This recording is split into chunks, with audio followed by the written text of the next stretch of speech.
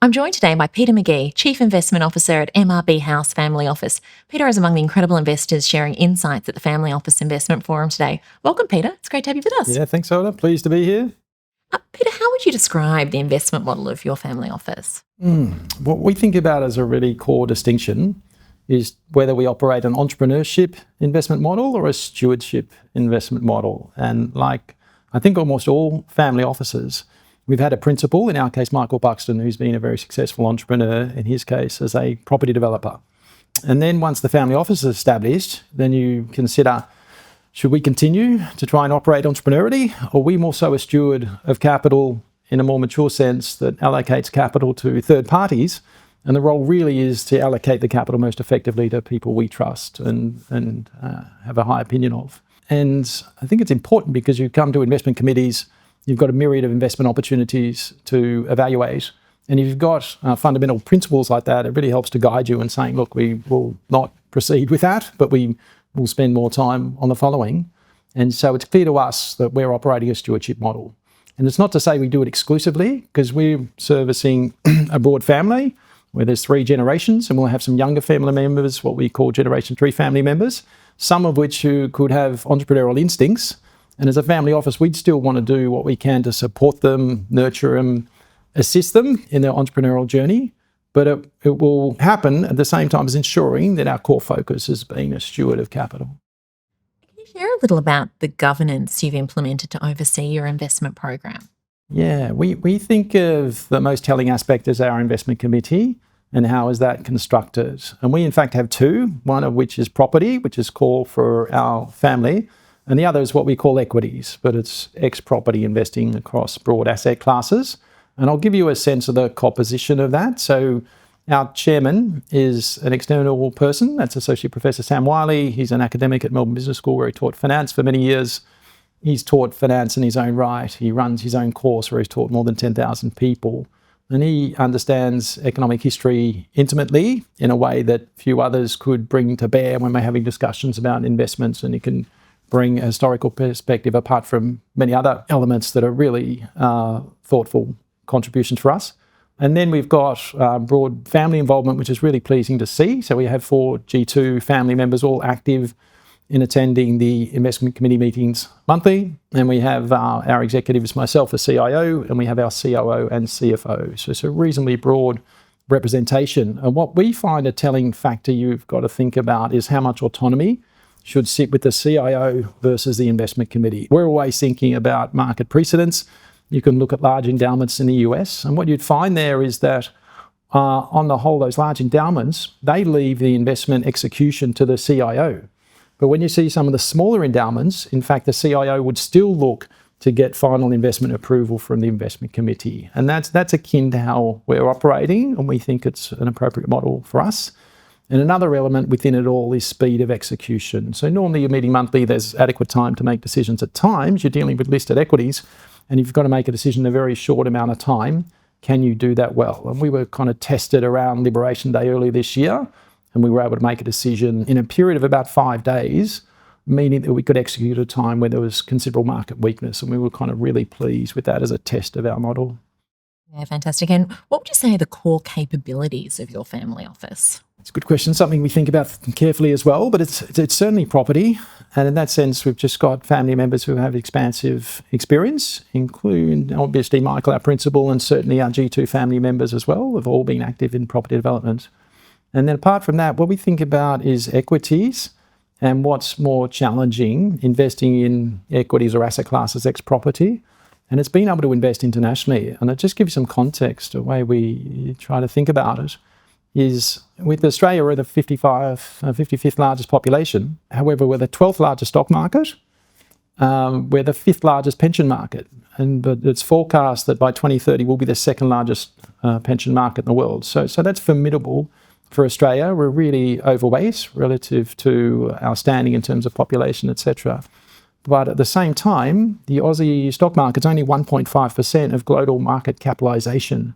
And we caught up with a range of family office peers recently at the CIO level, and it was fair to say that everyone was material overweight Australia.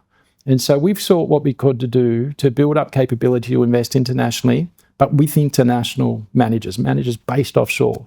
And that means you need to travel, and we turn up at international conferences, build a relationship with the family office situated overseas. And it's taken a number of years, but we now feel like we've got a good amount of capability with cooperating with managers who are based offshore.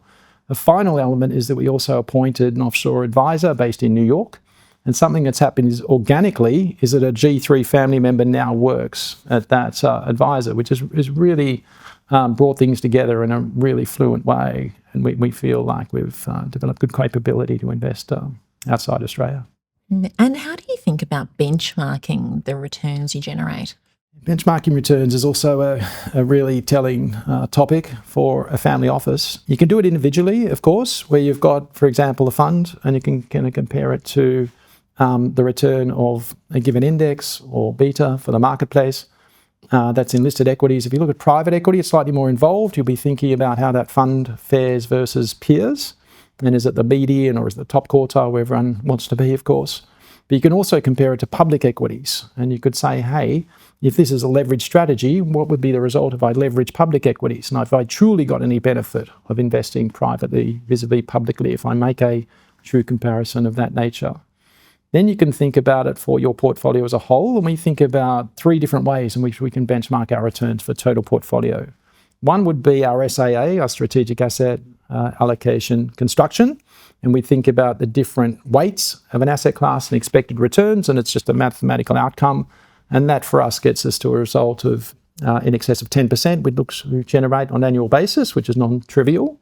You can then say, hey, if it weren't for us, if it weren't for the Family Office Investment Group, how would we invest? We could allocate the capital to a large industry super fund as an example. So we think it's proper that we benchmark ourselves against those external choices that a reasonable sized investment group would look to make.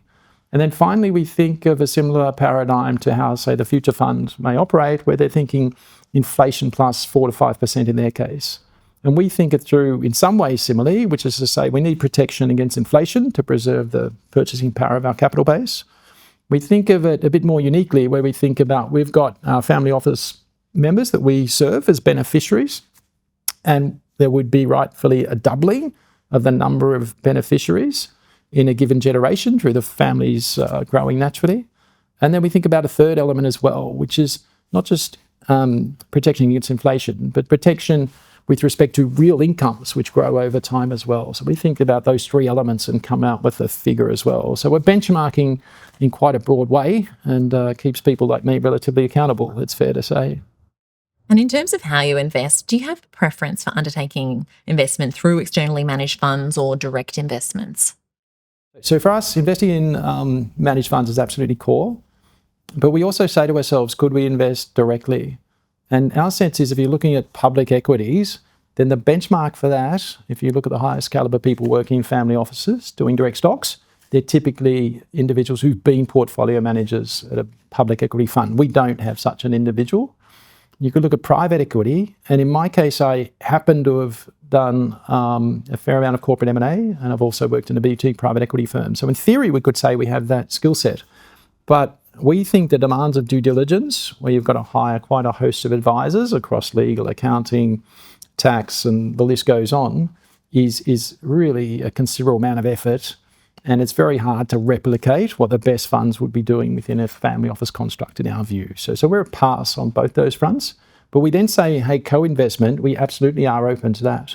And what's happened is that with public market funds, traditionally they've not offered co-investments, by which I mean that they'll say, hey, we're operating a fund with diversity, giving you diversified returns. However, there could be an individual stock that they sponsor where they say, we're fully allocated across the fund, we're isolating this, we think it's an exceptional opportunity, and our investor base can access that position too independently should they wish, through a unique structure that they'll put in place.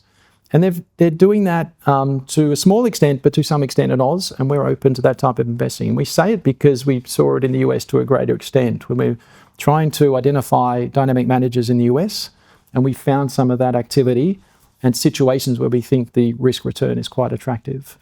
Then you look at private equity and co-investment programs are mainstream. Not everyone's participating for a range of reasons. In our case, we are absolutely believers in the effectiveness of co-investment programs where you can have concessional fee arrangements and it moderates the fee load overall.